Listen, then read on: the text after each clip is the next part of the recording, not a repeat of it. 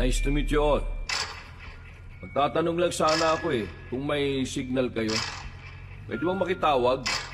Medyo naliligaw kasi kami. Alalahanin mo, Mark. Baka may makatulong sa atin kung paano makakalis sa lugar na ito. Tama na, kuya. Natatakot na po ako. Huwag ka matakot. Wala kami pinipili dahil uuwi na kami. Ala! Uuwi na kayo! Hindi kayo pwede umuwi dahil hindi pa tapos ang pista!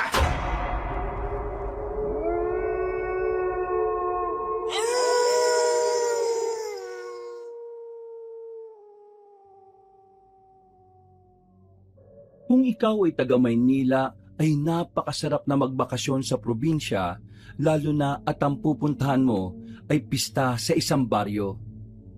Yun nga lang, napakahirap kung ikaw ay maliligaw papunta roon. Kabanong, ako nga pala si Ray, tubong taga Paranaque, 20 taong gulang na. Nais kong ibahagi ang aking karanasan nang minsan akong napunta sa isang pista sa isang baryo na talaga namang hinding-hindi ko makakalimutan. Kabanong, mga kabangers at mga kayanggaw, ito ang aking kwento. Bago nga pala magsimula ang ating kwento, sana'y mapindot nyo muna ang subscribe button at ang notification bell para lagi kayong nanonotify pag may bago tayong mga kwento. At huwag nyo rin kalilimutan mag-like at comment. Napakalaking tulong po ito sa ating channel para mas makapagatid pa kami sa inyo ng mga magaganda at mga nakakapangilabot na mga kwento. At ngayon, sa ating pagpapatuloy. Kabanong, madalas kong marinig na kapag madaling araw ka bumiyahe ay mabilis kang makakarating. Walang mabigat na daloy ng trapiko. Malamig pa ang simoy ng hangin at ang kalsada ay parabang ikaw lang ang nagmamay-ari. Pero nung madaling araw na yon, habang hawak ko ang manubela at sinisikap kong itutok ang ilaw sa makipot na daan ng probinsya, parang gusto kong kontrahin ang kasabihang yon.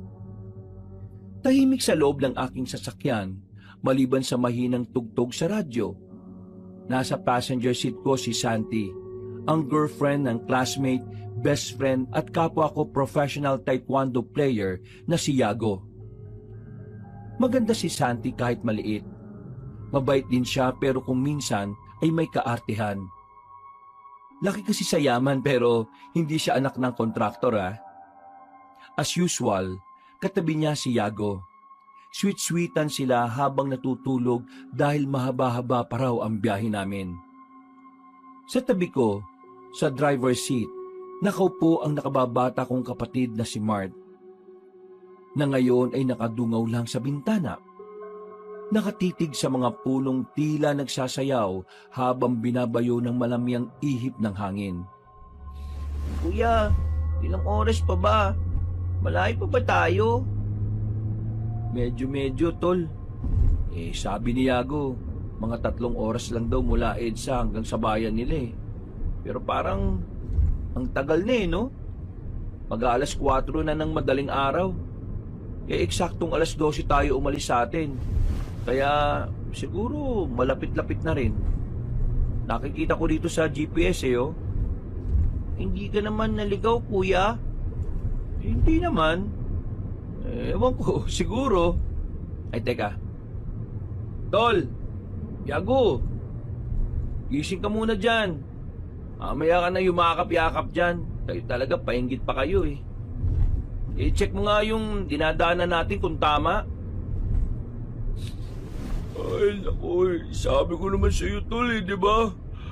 Matagal na ako hindi nakakawin sa probinsya namin. Kung nagbas tayo, rekta na sa terminal Yun, matatandaan ko pa yun. Kabisado ko to dati Simula lang tong gubat na to. Maya-maya may makikita tayong malaking karatula papasok ng San Roquillo. San Roquillo? Yan ba yung pangalan ng baryo ninyo? Oo, Baryo San Roquillo. Sa probinsya namin sa may timog. Pero parang ang tahimik ngayon eh. Nasaan nga ba tayo? Pumasok na ba tayo sa malaking arko ng probinsya namin? Oo, kani-kanina lang bago ka namin gisingin. Ha? Ganun ba? Ang weird ah. Dati kasi sa pagkakatanda ko, sa bukana pa lang may karatula na tapos may mga nakapaskil na mga banderitas. Baka naman dumaan tol ah. Hindi, tama to. Tanungin mo pa tong kapatid ko. Saglit akong napasulyap sa kapatid ko, Kabanong. Kaya napansin ko na kakaiba na naman ang tingin niya sa paligid. Bata pa lang si Mart, alam kong merong kakaiba sa kanya.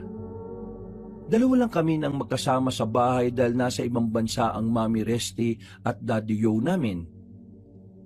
Lagi siyang nagsasabi sa akin ng mga kung ano-anong hindi pangkaraniwan na nakikita niya. Pero hindi ko lang masyadong pinagtutuunan ng pansin. Masasabi kong active ang sixth sense niya o third eye. At malakas siyang makaramdam ng mga hindi magandang pangyayari. Pero ayaw kong mabuhay siya sa ganon. Kaya madalas kong hindi ini-entertain kapag nagsasabi na siya sa akin ng ganung bagay. O Mark, okay ka lang ba? Hindi, kuya eh. Ang weird ng pakiramdam ko ngayon. May kakaiba sa paligid. Wala akong magilap na tao kanina pa eh. Baka tulog pa yung mga tao. Maaga pa naman oh. Kaya matulog ka na rin muna. Nang makita kong pumikit ang kapatid ko, medyo nakampante na ako. Pero tama ang sinabi niya kanina dahil kahit ako, nararamdaman ko rin ang bigat sa paligid. Ang galaw ng mga punong kahoy ay parang may kakaibang pahiwatig. Ang hamog ay tila makapal at ang ilaw ng headlights ay parang kinakain pa rin ng dilim. Ang iri ng paligid simula nang pumasok kami sa arko. Pero hindi ko pinansin ang pakiramdam na yon. Nagpatugtog na lang ako ng masasaya habang patuloy na nagmamaneho at mabilis na tumakbo ang mga minuto na parang gulong ng sasakyan ko. Sa gitna na nag-aagaw na liwanag at dilim, ay di ko kagad napansin ang nakaharang sa gitna ng daan. Napahinto ko at napadiin ang paa sa preno. Pare-pareho kaming nagulat na mga kasama ko sa loob ng sasakyan. Kasunod ang pagtingin sa harapan. Ilang metro mula sa kotse ay isang malaking puno ng akasya ang bumagsak na tila hinarangan ng kalsada. Tragis! Nakakagulat ka naman, tol! Bakit ka bigla-biglang nagpepreno? Teka, ano yung nakaharang sa daan? Puno? Oo, puno ng akasya yata yan eh. Pasensya na kayo sa biglang pagpreno ko ha.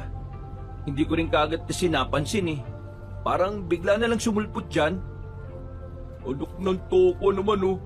Kamalas-malasan talaga nga naman oh. Sino kaya sa inyong tatlong may balat sa puwet? Huwag mong sabihin ako ah. Nakita mo na yung pet ko, baka makutungan kita dyan. Sorry naman, mahal. Hindi kaya kay Ray at Mart na lang? Maming kayo magkapatid.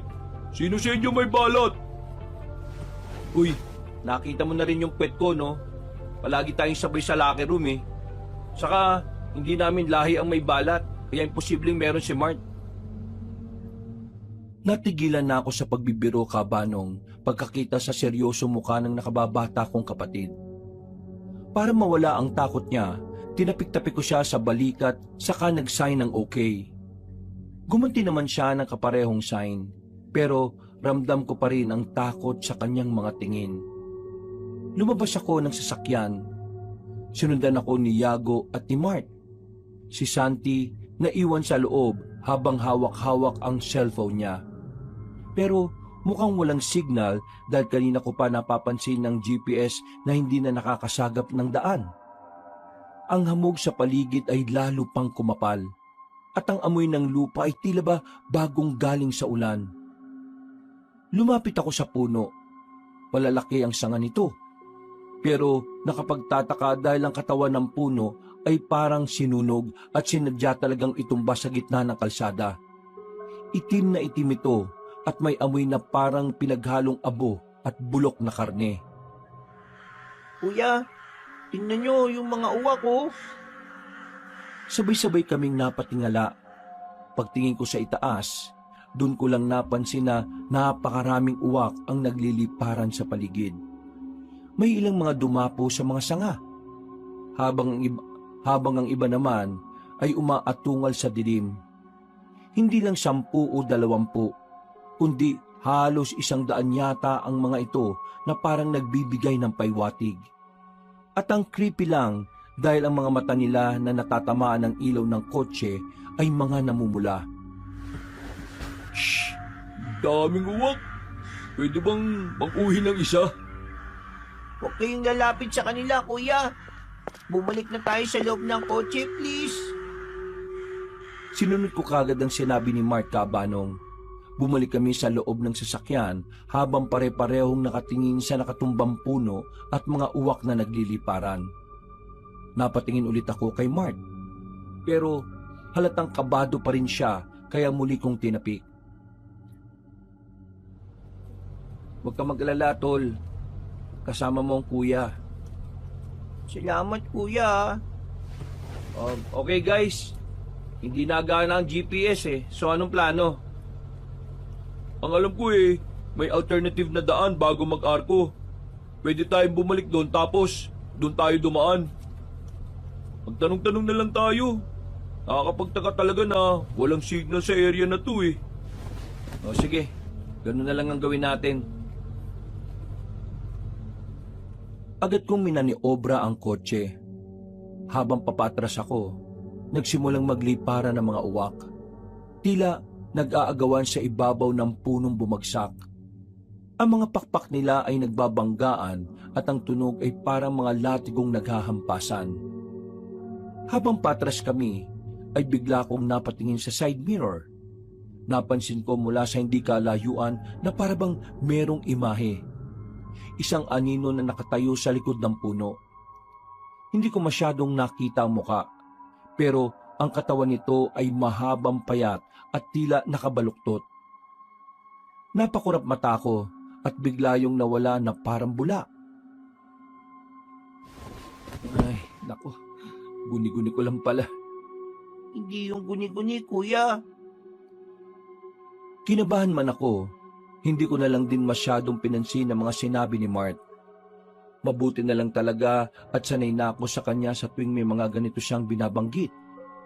Nagtuloy-tuloy na kami para makabalik sa arko at tunguhin ang sinasabing daan ni Yago. Pero halos pasikat na ang araw ay hindi pa rin namin yung nakikita. Gising na ang lahat ng mga kasama ko, Kabanong. Kaya napapansin din nilang parang ang tagal na namin na tinatahak ang daan.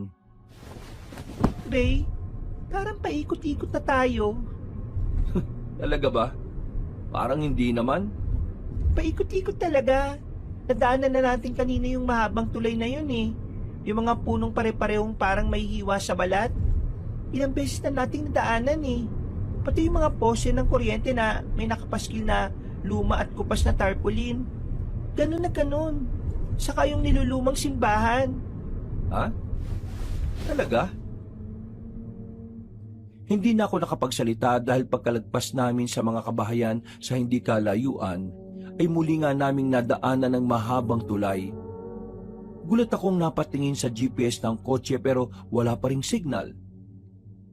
Nagtuloy-tuloy pa ako hanggang sa mapansin kong tama nga ang mga sinabi ni Santi. Napatingin din ako ulit kay Mart, pero wala siyang kibo. Mahalata lang na natatakot siya dahil sa ekspresyon ng kanyang muka. Hindi to pwedeng mangyari. Bakit parang paikot-ikot nga lang tayo dire-diretso lang naman ang pagmamaneho ko? Yan nga yung simbahan na nadaanan natin kanina di ba? Yung may kakaibang krus. Oo. Tingnan nyo, at 2 pahigang linya ng krus. Normal ba yung ganyan? Hindi siyempre. Hindi kaya pinaglalaruan tayo ng engkanto? O sige, isang pasada pa. Testingin natin, guys. Kalma lang kayo, ha? Habang mabagal na nagmamaneho ay napatingin ako sa simbahan. Ang krusatorio nito ay may 2 pahigang linya at ang ibabaw ay tila may tumutulong itim na likido. Parang dugong malapot. Sa gilid ng simbahan may daan papunta sa tulay at doon kami dumaan kanina. Sa isip ko, baka makalabas kami kung babalikan lang namin ang direksyon. Pero nang umikot kami, bumalik pa rin kami sa parehong simbahan. Pangatlong ulit na yon. Hanggang sa nagpang-4. Hanggang sa maramdaman kong unti-unti na akong kinikilabutan, Kabanong. Huminto kami sa tapat ng simbahan para makahinga at makapag-isip ng tama. Hindi na kasi talaga maganda ang pakiramdam namin pare-pareho. Kuya Ray, hindi tayo basta-basta makakalis sa lugar na to. Tol, anong ibig mo sabihin? Sabi ko sa iyo kanina, di ba kuya? Pag na tayong tumuloy, natatakot ako kuya. Huwag ka mag-alala, okay? Dahil makakauwi tayo. Tama ang sinabi ni Yago. Baka naiengkanto lang tayo. Siguro guys, dapat tubarin natin yung mga damit natin at balik ta rin. Di ba, ganun yung ginagawa kapag naliligaw at pinaglalaruan ng engkanto sa daan? Pinipilit kong maging mahinahon dahil bukod kay Mart, nakikita ko rin sa mukha ni Santi at Yago ang takot. Nanghuhubarin na namin ang mga damit para sana baliktarin, may bigla akong nakitang liwanag sa likuran. Napalingon kami lahat doon hanggang sa makita namin ang itim na Pajero. Huminto yun sa likuran namin at may lumabas sa driver's seat. Isang matangkad at maskuladong lalaki na parang bouncer. Walang kumilos sa amin dahil sa takot. Pinagmasdan lang namin yon na naglakad papunta sa amin hanggang sa huminto sa gilid ng inuupuan ko. Pagkalaon ay kumatok ang Ginoo, kaya marahan kong binuksan ang bintana.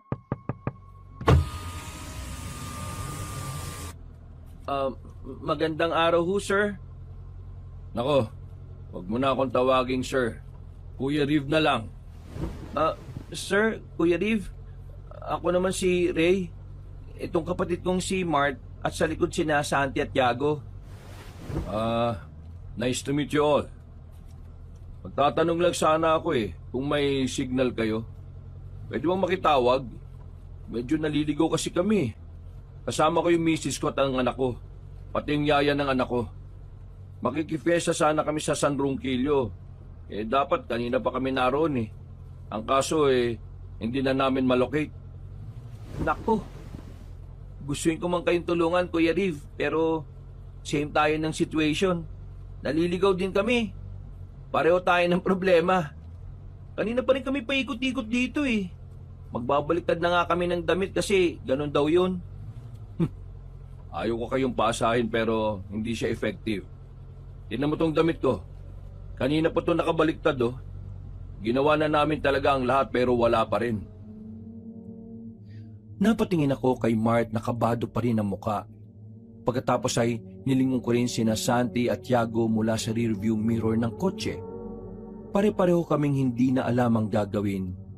Kaya lumabas na ako ng kotse para formal na makausap si Kuya Riv. Ganun na rin ang ginawa ni Yago. Habang sina Santi at Mart ay naiwan lang sa loob. Nag-usap-usap kami para mag-isip ng kung ano ang gagawin. Ano rin ba kayo napunta dito, Kuya? May nadaanan din ba kayong punong natumba? Oo, puno ng akasya. At parang sinunog. Pagdaan namin dun, may mga uwak din na nagliliparan. Matapos nun, paikot-ikot na kami at paulit-ulit yon na parang niloloko kami ng daan. Dito na nga naisip ni Yaya din na baka naengkanto kami. Habang nagkukwento si Kuya Riv, ay gulat na gulat kami ni Yago habang nagkakatinginan. Ganun na ganun din kasi ang nangyari sa amin bago mapadpad sa kakaibang lugar na ito. Tila nilamon ng saglit na katahimikan ng paligid at tanging hampas ng malamig na hangin at kaluskos na mga dahon lang ang naririnig. Sa likod namin kung saan nakatirik ang lumang simbahan ay naramdaman kong tila may nagmamasid. Napalingon ako roon, pero nawala na naman ito na parang bula. Bakit nanahimik kayong dalawa? Ganun na ganun din kasi yung nangyari sa amin, kuya eh. Pabalik na sana kami para hanapin yung arko. Pero hindi na namin nakita. Pareho pa naman tayo ng pupuntahan sana. Taga ron kasi sa San Roque tong si Yago. Makikifiesta rin pala kayo. Oo, Kuya Rib. Ang tagal ko na rin di nakakauwi sa amin eh. Ah, ganun pala. Teka, may nadaanan din ba kayong mga kabahayan doon sa bandang mahabang tulay? Oo, kuya. May mga nakita nga kaming kabahayan doon kanina. Nagpunta na ba kayo ron? Hindi pa nga eh. Subukan kaya natin magpunta ron. Ano sa tingin nyo? Pwede naman. Paano kung wala ring tao? Napansin ko kasi na kanina pa tayo paikot-ikot eh. Pero wala pa ako nakikita kahit isang tao. Oo nga, no? Hindi ko naisip yun, ah. Actually, napansin din namin ng asawa ko yan. Pero kanina, pagkatapos namin magbaliktad ng mga damit, sinabi sa amin ni Yaya din na may nakita raw siyang mga tao sa banda roon. Sa mga kabahayan nga. Pupunta na sana kami ron kanina pero nakita ko yung sasakyan nyo. Kaya sinundan muna namin kayo nung huminto kayo rito sa simbahan. Ah, ganun pala. Ang weird ng simbahan dito eh, no, kuya? Oo nga eh, parang kulto. Yun nga rin po naisip namin. Ay, mabalik nga pala tayo dun sa sinasabi mo, kuya. Punta na ba natin yung kabahayan doon? O sige, mauna na lang kami tapos sumunod na lang kayo. Pero kapag nakipag-usap dapat, magkakasama tayo ha. Ang payo ko lang sa inyo, maging mapagmasid kayo sa paligid. Tatapatin ko na kayo. Kakaiba ang pakiramdam ko sa lugar na ito. At ayaw ko mapahamak tayo pare-pareho. Kung may mga dala kayong armas dyan, katulad ng baril o kutsilyo, mas mabuting isiksik nyo na sa mga gilid-gilid nyo para mas makasiguro tayo. Sige kuya, salamat. Kayo rin po ay mag-ingat ha. Lalo na po't kasama niyo pa pala yung anak niyo na bata pa. Salamat, Yago. Pero huwag nyo kaming masyadong alalahanin dahil pareho kaming retired army ng asawa ko. Meron din kami mga dala. Kaya kung may mangyayari, hanggat maaari, huwag kayong lalayo sa amin ha. Pero sa nakikita ko sa hubog ng mga katawan nyo, mga mukha kayong atleta eh. Ah, opo, kuya. Pareho po kaming professional taekwondo player ni Yago. Ay mabuti naman kung ganon. Kayang-kaya nyong ipagtanggol ang sarili ninyo. Basta, ingat-ingat tayo lalo na't may mga kasama tayo mga mahal sa buhay. Sige po, kuya. Salamat uli. Walang anuman. O tayo na. Napatango kami ni Yago at pagkatapos ng pag-uusap na yon, ay bumalik na kami sa sasakyan. Nauna na nga ang pajero na sinundan namin katulad ng napagkasunduan. Tinungo na nga namin ang nasabing mga kabahayan na nakita namin kanina.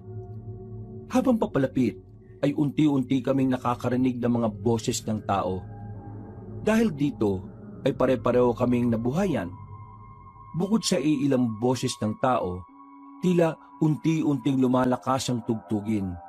Halatang merong nagsisimulang kasiyahan kasabay ng sigawan at tawanan ng mga tao. Mukhang fiesta rin dito, ah. Tingnan nyo, oh. May mga banderitas din. Saka may mga nakalatag na mesa roon. Ba, oo nga no.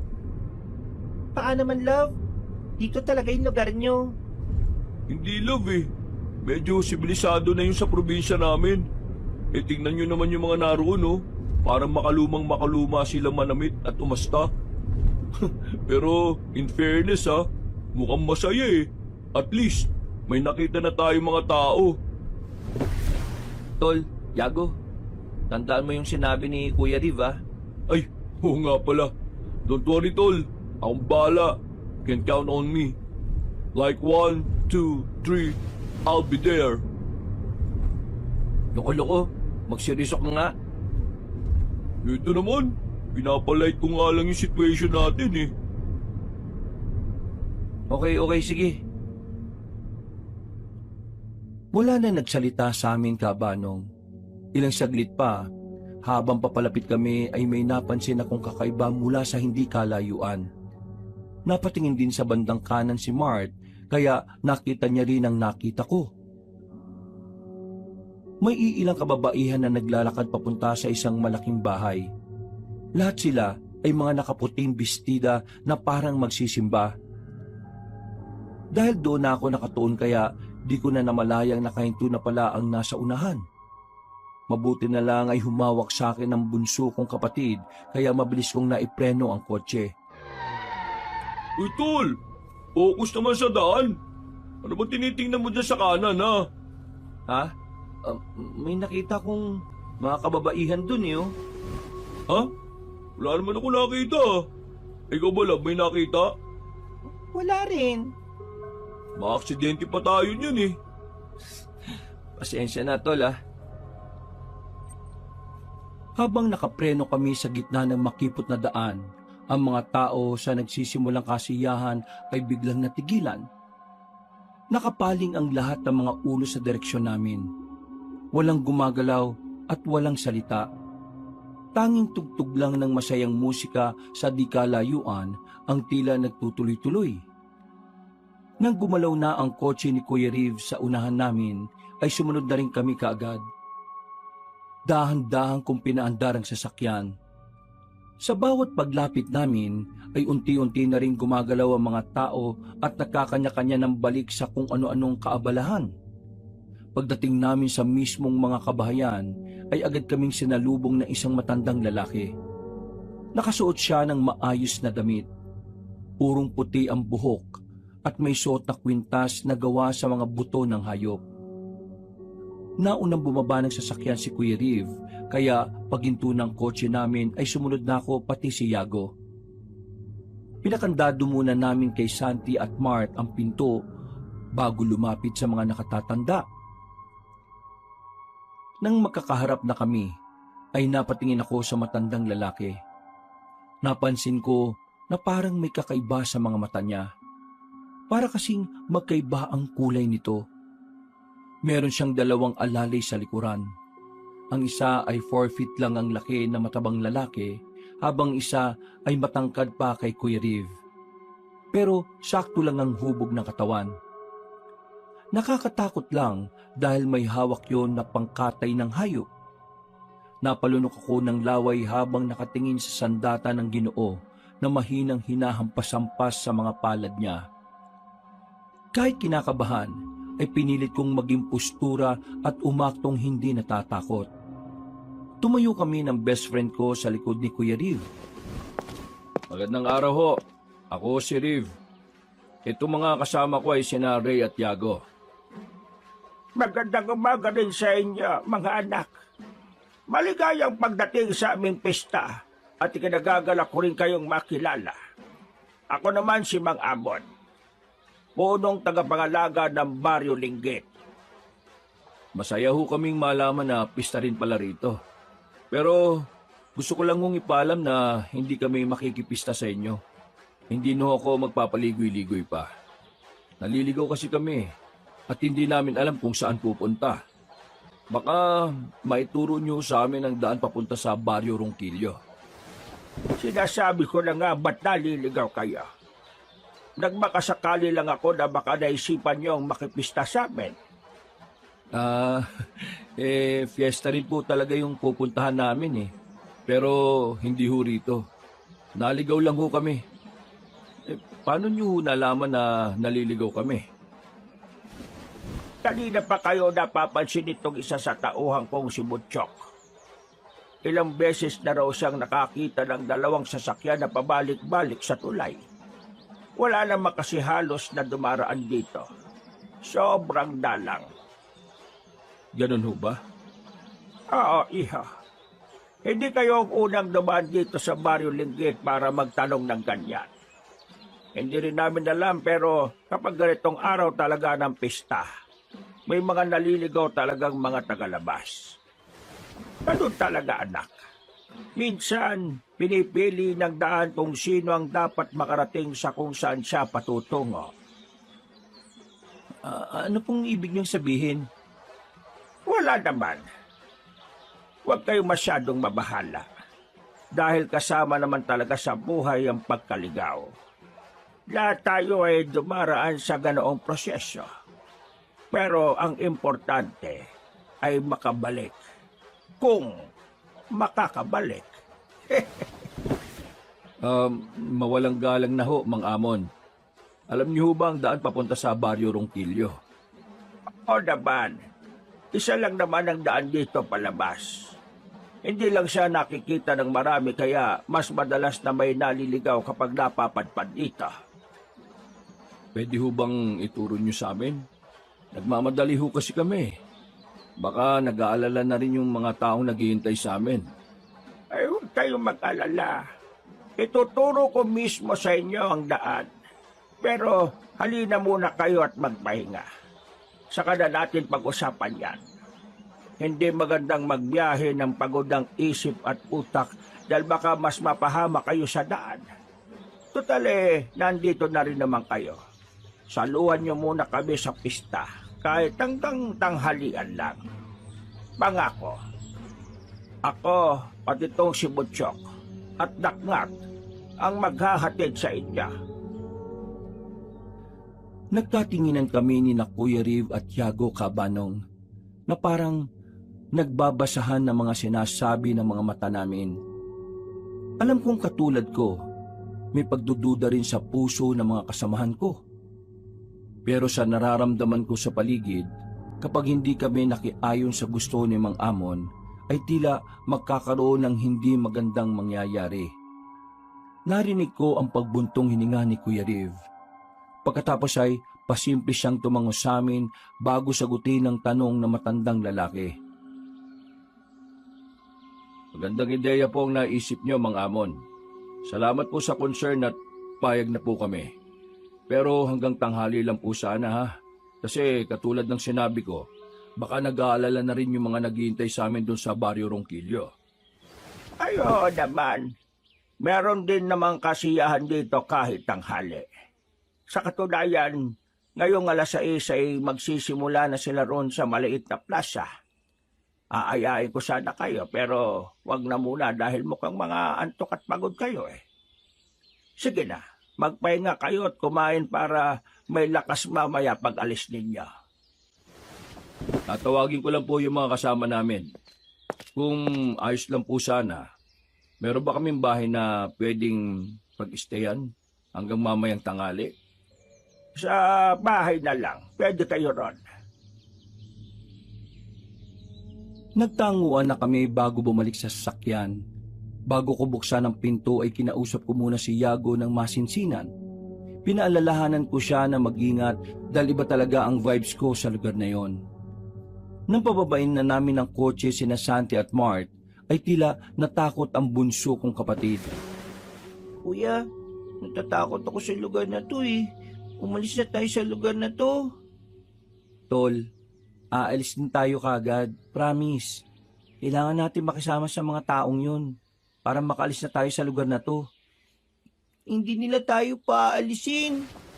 Mart naman, sabi ko naman sa'yo na huwag kang matakot dahil kasama mo ko Maniwala ka, paalisin nila tayo. Hanggang tanghalian lang tayo dito. Magpapahinga lang tayo sa bahay ni Mang Amon at makikipista saglit tayo tapos aalis na tayo. Kailangan natin pare-pareho makaidlip at makahinga ng maayos. Dito na lang ako sa kotse, kuya. Ayaw kong lumabas sa kotse, please. Huwag mo na akong pilitin na lumabas dito. Okay, sige. Pero huwag kang aalis dito kahit na ano mangyari Hindi na sumagot ang kapatid ko. Pinagsaran niya lang ako ng pinto. Pagkatapos ay saka niya sinuot ang headset at pumikit. Napabuntong hininga na lang ako, Kabanong. Bago sumunod kina Santi at Yago na kasama na ang mag-anak ni Kuya Riv. Ayaw ko man sanang iwan sa kotse ang kapatid ko pero wala na akong nagawa. Naglakad na rin ako hanggang sa makarating kami sa bahay ni Mang Amon. Maayos naman ang tahanan ng Ginoo. Kahit may kalumaan ng bahay niya, ay malinis ito sa loob at malawak. May 3 silid pero ayon sa kanya ay isa lang ang nagagamit dahil patay na ang kanyang mga anak. Bali sa kabilang kwartong nasa unahan ay sina Kuya Riv, Ate Vera, Aling Din at Dong Yan ang gumamit. Kami naman ni Santi at Tiago ang nasa dulong silid na malapit sa likod bahay.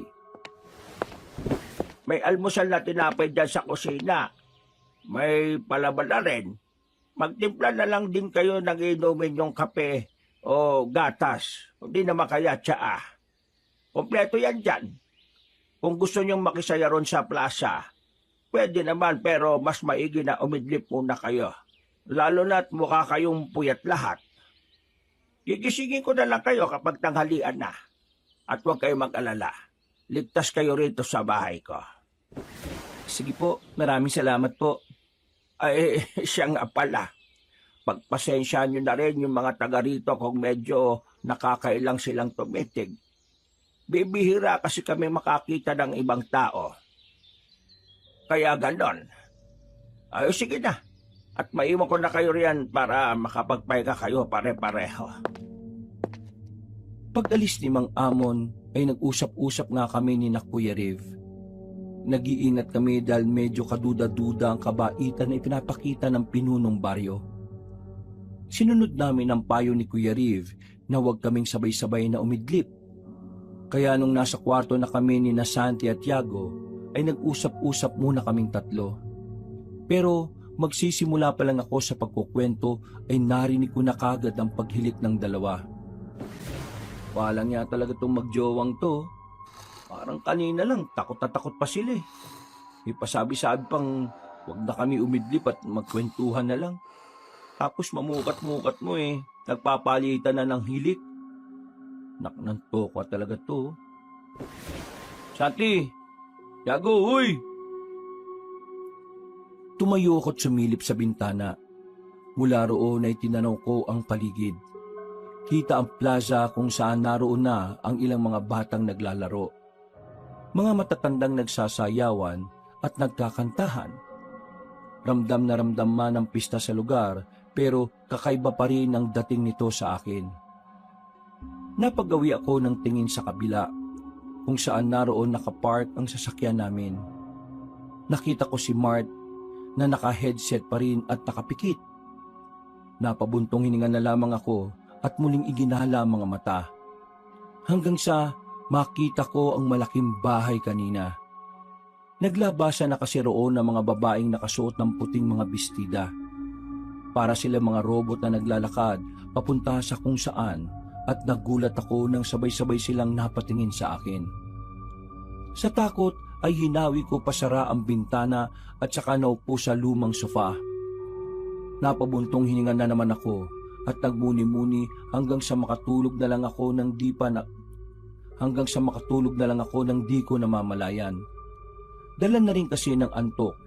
Napabalikwas ako ng bangon dahil sa malakas na katok sa pinto. Sabay-sabay kaming nagmulat ng mga mata ni Santi at Tiago. Pagbukas namin ng pinto ay nakangiti na si Mang Amon. Inimbitahan niya na kami na dumalo sa tanghaling pagtatanghal na may kainan at iba pang kasayahan. Dinala kami ni Mang Amon sa plaza kung saan may malaking kubol at lamesa ng pagkain. May lechon, suman, puto at mga inumin. Ang mga tao ay kitang-kita ang matinding kasiyahan. Pero para sa akin ay kakaiba ang mga galaw nila. Parang sinusukat nila kami ng tingin, mula ulo hanggang paa. Makakatabing naupo si na Kuya Riv, Ate Vera, Aling Din na bitbit ang batang si Dong Yan. Kami rin ni Santi at Tiago ay nagtabi-tabi. Upo kayo! Upo kayo mga anak! Kumain muna kayo at magpakabusog. Dahil dito sa Baryo Linggit ay hindi namin hahayaang magutom ang kahit na sino. Salamat po. Ako na lang po ang kukuha ng pagkain ko. Eh teka, nasaan yung isa niyong kasama? Bakit mukhang kulang kayo dyan sa upuan ninyo, ha, Ray? Nasa kotse po yung kapatid ko. Ahatiran ko na lang po mamaya ng pagkain pagkatapos ko. Ay, ganun ba? Ay, sige. At kumain lang kayo ng kumain dyan, ha? Bawal ang hindi kakain. Sasama loob ko niyan. Lalo na nung nagluto. Bilang pagrespeto ay nagsandok na nga kami ng pagkain. Mukha rin naman kasing malinis at hindi gawa sa kung saan ang mga nakahain. Nang matikman namin ang mga ito, ay talaga namang masasarap lahat, lalong-lalo na ng lechon. Nagpatuloy lang kami at habang kumakain ay nagsimula na rin ng ilang pagtatanghal sa plaza. May mga batang sumasayaw, may kabataang nag-aawitan at may mga edad na nagsadula. Nagkatinginan kami mga dayo dahil kakaiba ang pagsasadula. Para itong ritual na nakakakilabot, lalo na nang magsali na ang isang alin ng tila dugong likido sa mangkok. Ininom yun ng isa kahit pa lumalagpas-lagpas sa bunganga. Anong ginagawa nila? Pasensya na mga amon pero nakakatakot tingnan. Yan ang pinakamahalagang parte ng pagdiriwang dito. Ginaganap kasi ang ritual para alalahanin ang pagbabalik ng mga ninuno namin. Pagbabalik po ng mga ninuno?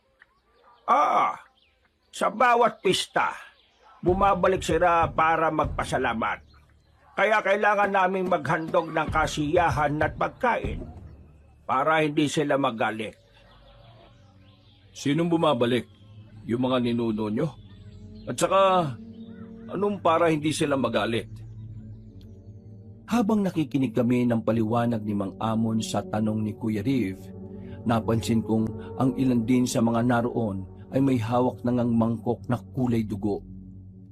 Ipinapahid nila sa kanilang noo ang mga ito habang sumasayaw. Dahil dito ay nagkatinginan kami ni Yago at napabulong ako sa matalik kong kaibigan. Dugo ba yung pinahid nila sa noo at ininom? O kakulay lang? Ewan ko.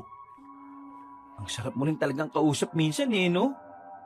Di ko naman kasi talaga alam, tol. Bakit kasi ako tinanong mo? Tanong kaya natin kay Mang Amon. Itatanong nga sana namin pero mas napaling na ang atensyon ko sa mga taong nagsasayaw. Ang ilan sa kanila ay napansin kong tila namumuti na ang mga mata at ang mga dila ay nangingitim na. Nangilabot ako lalo na nang marinig namin ang biglang pagpalaho ng pag-iyak ni Dongyan. Doon tuloy napunta ang atensyon ni na Kuya Riv, Ate Vera at Aling Din. Kaya din na nila napansin ang kakaibang ikinikilos ng mga tao. Bumalik na tuloy muna sila sa bahay ni Mang Amon para patahanin ang umiiyak na bata. Eksaktong pag-alis nila ay bigla namang tila sumabog ang hiyawan ng mga taong nasa plaza. Nagulat kami ni na Santi at Yago. Simulan na ang sayawan ng lahat! Muling tumugtog ang tambol.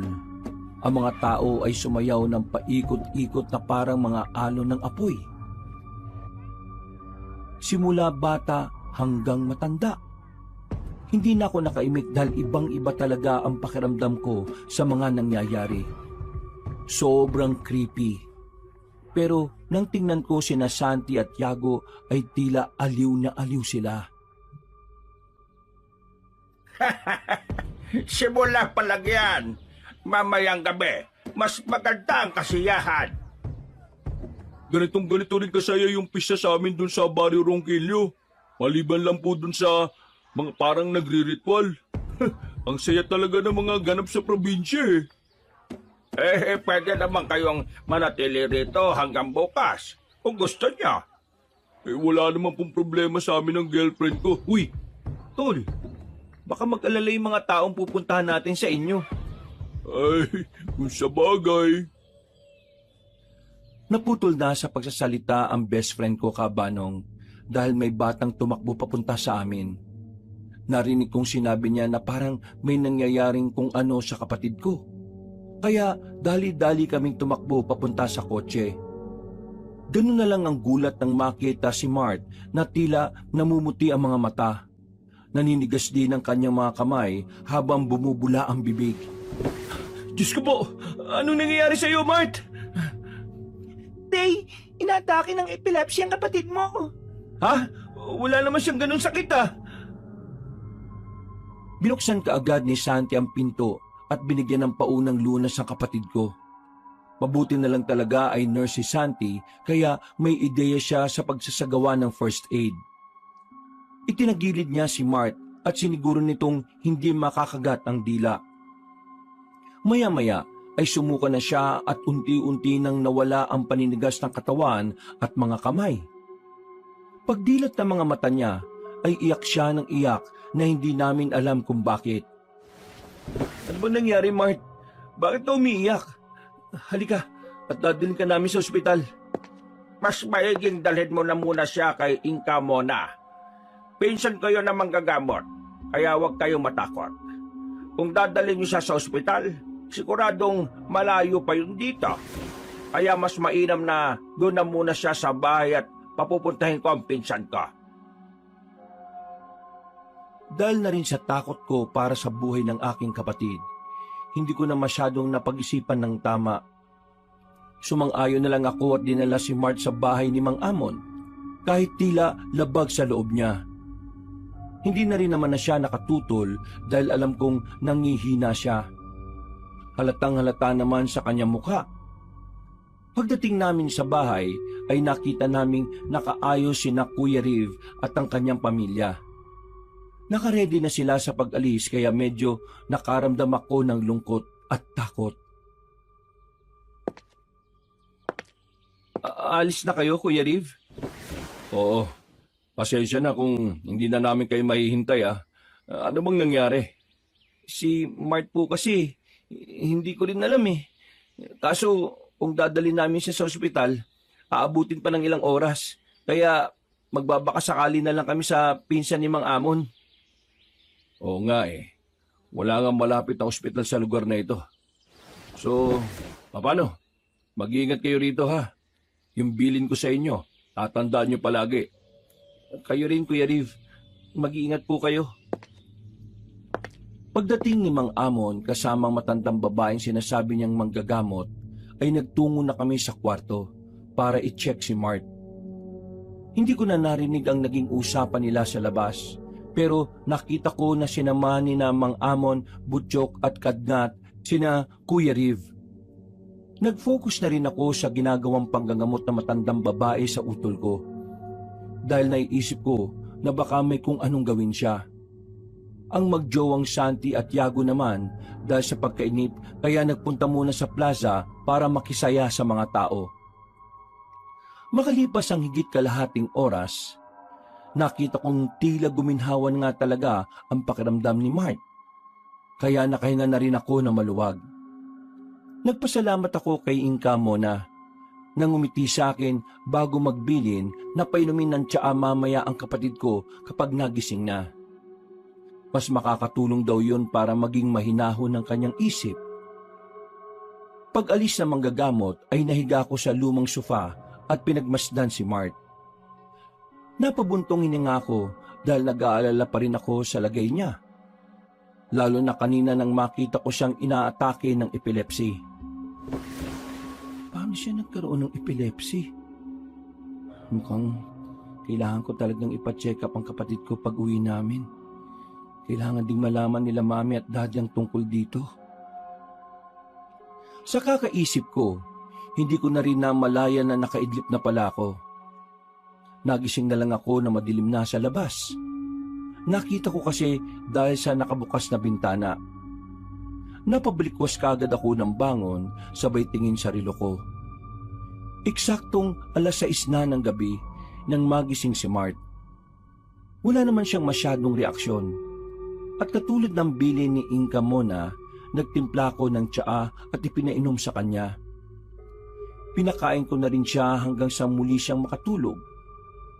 Paglabas ko ng kwarto para sana magbanyo, ay nakita ko si Mang Amon nakapapasok lang. Kamusta na kapatid mo? Ayos na po siya. Nagapunan na siya at nakatulog ulit. Salamat po pala kay Inka Mona. Magaling po talaga siya. Ay, oo naman. Numero 1 manggagamot ang pinsan kong yon dito sa lugar namin. Kaya nga po kumusta po pala si Kuya Riv? Nakaalis na po ba sila? Oo. Gusto rin man sanang manatili rito ng mga yon ang kaso lang, nagmamadali rin talaga sila Sayang, at hindi ako nakapagpaalam na maayos. Ayos lang yan. Magkikita rin naman uli kayo eh. Po, Wala. Mas maigi na pumunta na tayo sa plaza habang nagpapahinga ang kapatid mo.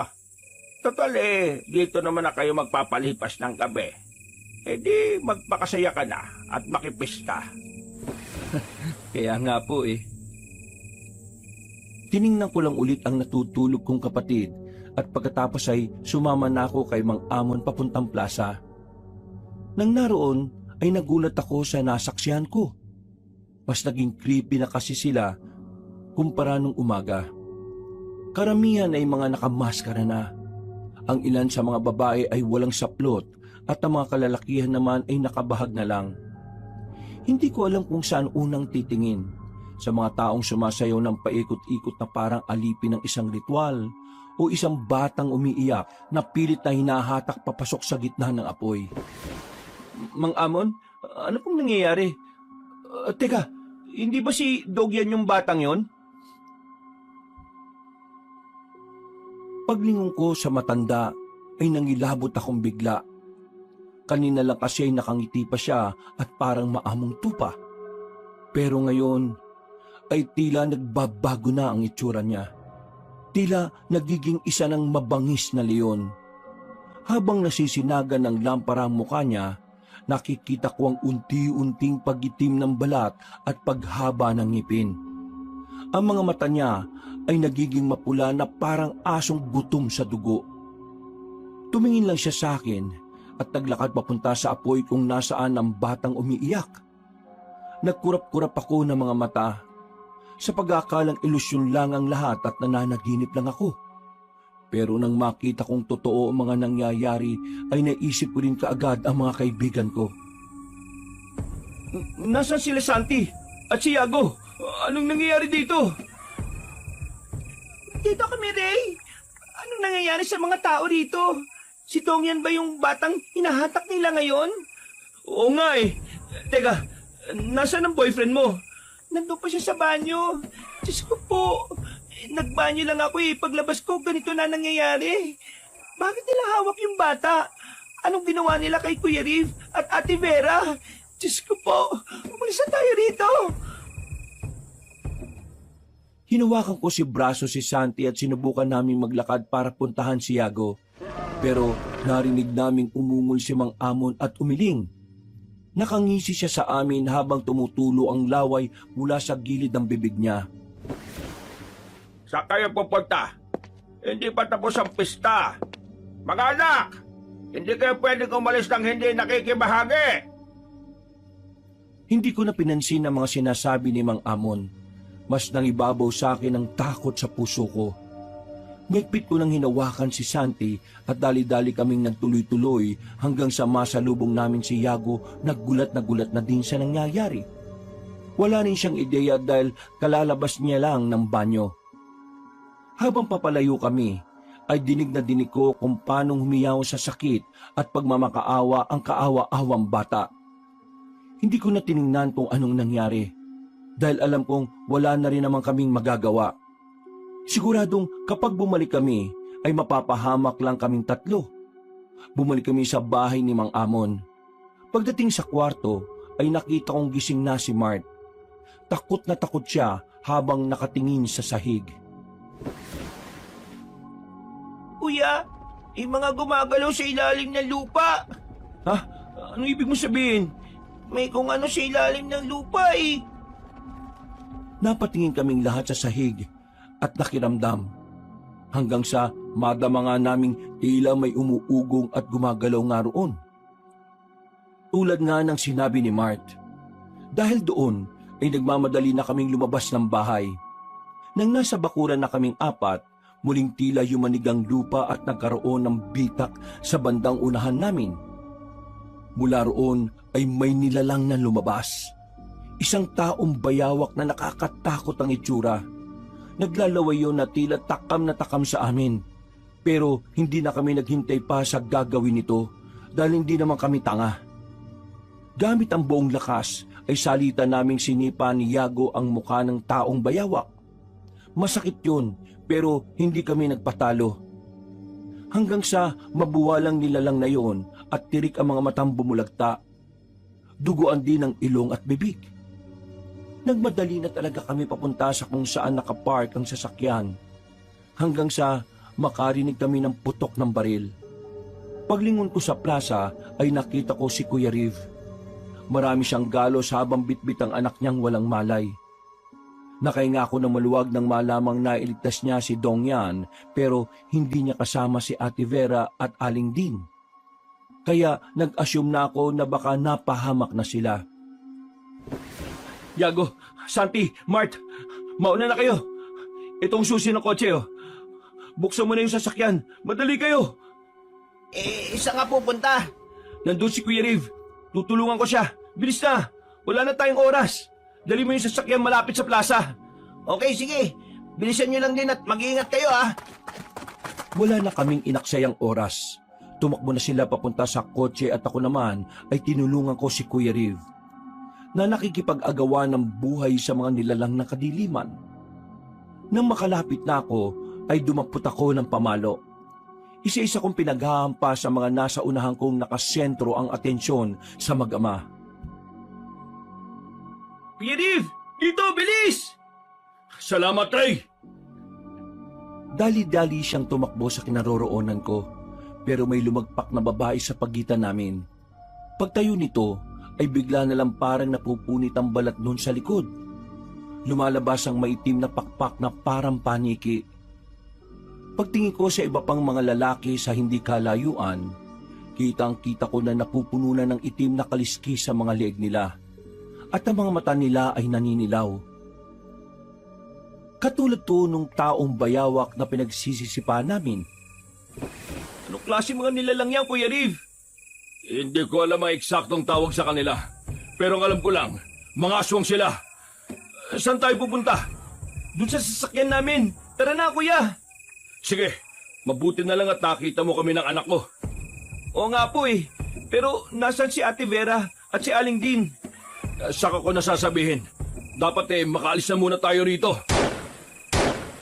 Pinaputukan ni Kuya Riv ang mga nakaharang habang bitbit ang anak niyang walang malay. Dahil tuloy doon ay tumigil ang tugtog. Ang lahat ng mga mata ay sabay-sabay na tumingin sa amin. Galit na galit sila matapos makita ang aming mga ginagawang pagpaslang sa mga kasama nila. Pero nangilabot ako na makita si Mang Amon habang patuloy na naglalaway. Nakatayo siya sa tabi ng apoy kung saan sana susunugin si Dong Yan. Sa bawat pista ay merong dapat ihahandog. At ang handog na yun ay kaya. Ang alalagat ko kabuak, huwag niyo silang tatantanan.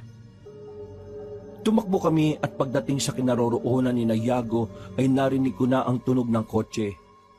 Nang makita nila kami ni Kuya Riv, ay ipinaingay ng best friend ko ang busina. Mas binilisan pa namin ang takbo hanggang sa makasakay kami. Nagsiksikan na lang kami sa loob at kaagad pinaandar ni Yago ang sasakyan. Saan tayo pupunta? Kahit saan. Basta makalayo tayo rito. Hindi na nga nag-isip pa si Yago Cabanong. Nag-drive na siya kahit madilim para lang makatakas kami sa lugar na yun. Nang makalayo na ay pare-pareho kaming napatingin sa likod. Pero nakita naming nakatayo lang sila habang pinagmamasdan kaming palayo. Hindi na sila sumusunod. Ibig sabihin ba nun, ligtas na tayong lahat? Hindi sila sumusunod dahil alam nilang wala tayong ibang mapupuntahan. Magpapaikot-ikot lang tayo sa lugar na ito hanggang sa maubos nila tayo. Napalunok ako ng laway dahil sa sinabing yun ng kapatid ko. Pero wala na rin talaga kaming magawa kundi ang magpatuloy sa pagmamaneho. At makalipas nga ng ilang minuto, katulad ng nangyari nung nakaraang madaling araw ay nagpapaikot-ikot nga lang kami. Wala ngang sumusunod sa amin na aswang pero tumirik naman ang sasakyan dahil wala na tong gas. Mabuti na lang din ay napunta kami sa tapat ng lumang simbahan na doble ang pahigang krus. Wala munang nagtangkang lumabas sa amin pero naglakas na lang ng loob si Kuya Riv. Hinanda niya muna ang mga gamit niya. Kasama na ang flashlight, soldier's knife at ilang bala ng baril. Binigyan niya si Santi ng isa pang baril.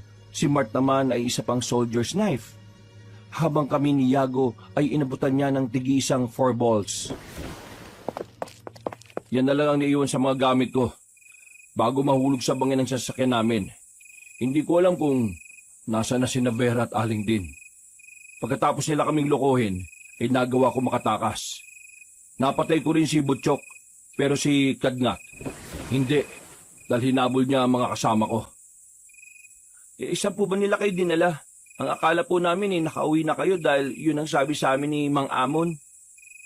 Sa bangin nila kami dinala. Kinuha nila ang anak ko dahil iaalay daw nila sa mga ninuno nila. Salamat na lang at nakaabot ako. Nagulat kaming lahat at halos walang nakapagsalita sa amin. Nabasag lang ang katahimikang yon nang umungot na si Dongyan at nang makita niya ang tatay niya ay umiyak siya ng umiyak. Niyakap naman siya ni Kuya Riv habang kami ay nanahimik pa rin. Nang tumahan na ang batang lalaki ay nag-usap-usap na nga ulit kami. Sinabi nga ni Kuya Riv na makipagsapalaran na kaming pasukin ng simbahan sa pagbabakasakaling makita ang sagot. Lumabas na nga kami ng sasakyan at dali-daling pumasok sa loob ng nasabing simbahan. Napakadilim sa loob nito at ang mga flashlight lang namin sa cellphone ang nagpapaliwanag. Nang makakita kami ng ligtas na silid ay nagpahinga kami rito. Pagupong-pagupo ay narinig kong umiiyak ng mahina si Santi na kagad inalo ng kanyang boyfriend. Si Mart naman ng pagmasdan ko ay nananahimik lang sa sulok. Si Kuya Riv naman ay hinihele-hele ang kanyang anak habang alisto pa rin sa paligid. Kaya naupo na rin ako katapat nilang lahat. Nang tumahan na si Santi ay saka naman kami hinarap ni Yago. Pasensya na kayo, Tol Ray, sa Mart. Hindi ko kayo inaya na magpunta sa probinsya namin. Hindi sana kayo malalagay sa ganitong alanganin eh. Nadamay patuloy kayo. Ano ka ba? Hindi mo kailangan mag-sorry, Tol. Wala namang may gusto nitong nangyari sa atin ngayon eh. Ano na lang ang sasabihin ko sa mga magulang nyo kapag may nangyaring masama sa inyo? Paano mo sasabihin yun? Para-pareho tayong mapapahamak dito. Huwag kayong magsasalita ng ganyan. Alam niyo ba ang isa sa kasabihan ko bilang isang sundalo? Bilang isang sundalo, nakatanim na sa utak ko na mamamatay ako sa bawat kerang hinaharap ko. Pero kapag iniisip ko ang pamilya ko, nagbabago ang pananaw na yon. Napapalitan yun ng determinasyon na mabubuhay ako para sa pamilya ko. Kaya makinig kayo. Makakalis tayong lahat dito para sa pamilya natin. Huwag kayong mawawalan ng pag-asa. Pagtango namin kay Kuya Riv, eksaktong nakarinig na kami sa hindi kalayuan ng alulong ng halimaw. Sinundan nyo ng iba pa. Kaya naging alerto kaming lahat at inihanda ang armas na ibinigay sa amin. Napayak na naman si Santi sa takot, kaya inalo ulit siya ng boyfriend niya. Ako naman ay lumapit sa aking kapatid habang nagiging alerto rin sa paligid. Si Kuya Riv naman ay itinali sa likod niya ang natutulog na anak para hindi na siya magbuhat-buhat. Pagkatapos ay nakiramdam kaming lahat sa tunog at kung ano pang pwedeng pakiramdaman sa palibot ng loob at labas ng simbahan. Seryoso ang lahat, lalo na ako na pinipilit maging matapang. Kahit ang totoo ay takot na rin ako, Kabanong. Hanggat maaari sana wag tayo maghihiwa-hiwalay. Mas malaki ang tsansa makakaligtas tayo rito kapag magkakasama tayo. Nandito na po sila, Kuya.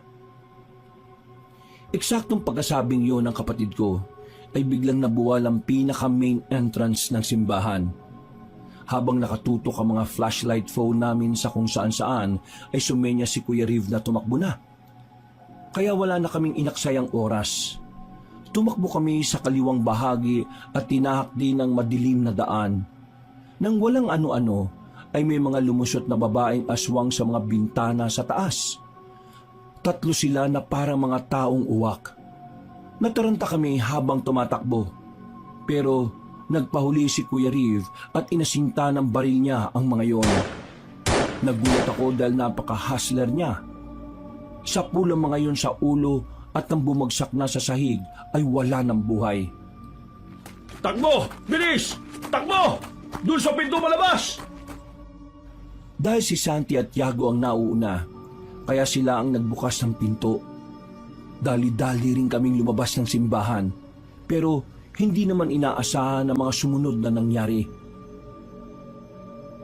Habang tinutumbok namin ang daan sa likuran papunta sa tila kakahuyan, may tumalon na isang taong uwak mula sa tuktok ng simbahan. Bigla na lang nitong dinagid si Yago na ikinagulat namin. Yago! Tinangay ng aswang si Yago! Tulungan niyo si Yago! Ray! Kuya Riv! Pakiusap! Mula sa area ay kitang-kita namin kung paanong manlaban si Yago sa aswang na dumagit sa kanya. Habang tumatakbo naman ay sinusubukan ni Kuya Riv na itutok ang baril at magpaputok. Pero nakalayo na ang mga yon.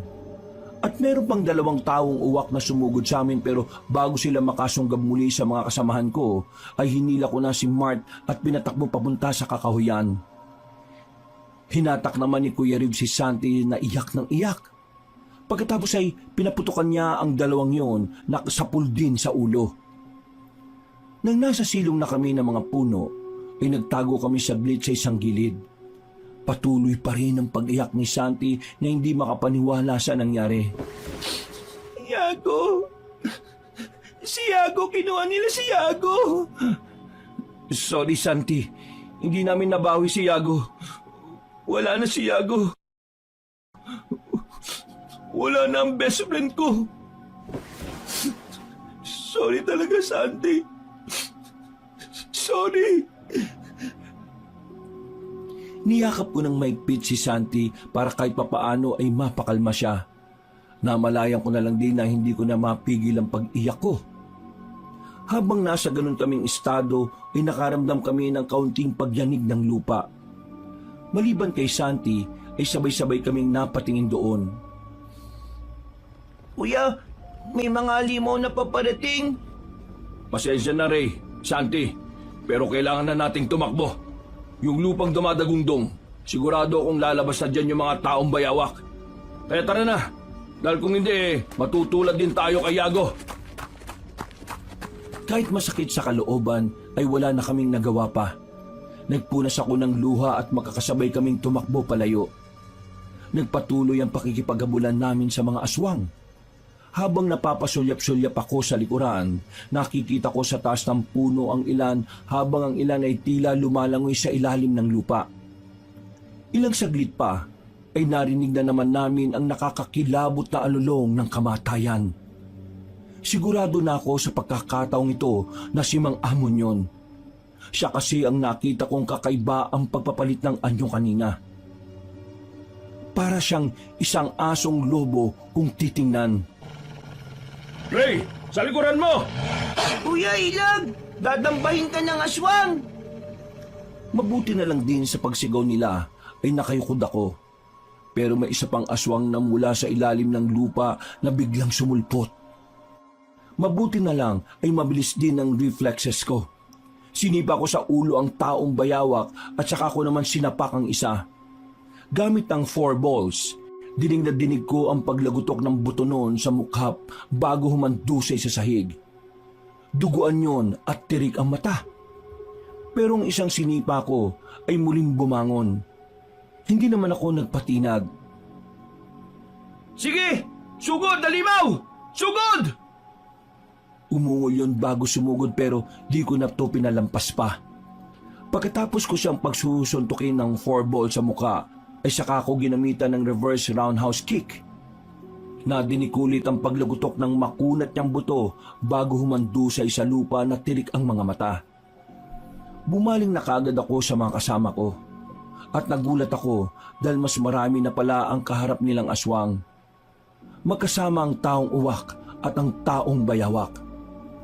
Hindi na ako nag-aksaya ng oras, kabanong. Tumulong agad ako kay Kuya Riv at Santi. Hanggang sa mapabagsak namin ang ilan sa kanila. Mauna na kayo, bilis! Hindi mauubos ang mga ito. Magtatawag lang sila na magtatawag kaya tumakas na tayo isa-isa. Pero paano ka, Kuya Reeve? Susunod din ako. Sige na, bilis! Lilituin ko lang sila saglit. Sige, Kuya. Sumunod na kayo sa akin. Nakita kong nagkasamuna ng baril si Kuya Reeve bago harapin ang natitirang mga taong uwak at taong bayawak. Kami naman ay umabante. Maya-maya lang ay nakarinig na kami ng magkakasunod na putok ng baril. Nang lumingon ako sa likuran, ay nakasunod na nga si Kuya Reeve sa amin. Nakahinga kami ng maluwag pare-pareho. Pero napawi rin kaagad yun nang marinig na namin ang nakakakilabot na alulong ni Mang Amon. Nang makalabas na kami sa kakahuyan, nakita namin siya sa hindi kalayuan. Nakatungtong siya sa isang batuhan habang nasisinaga ng bilog na buwan.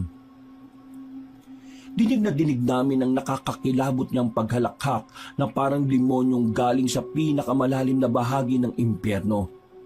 Nagpatuloy kami at habang tumatakbo ay naririnig ko sa paligid ang mga ungol at sigaw ng iba pang mga aswang.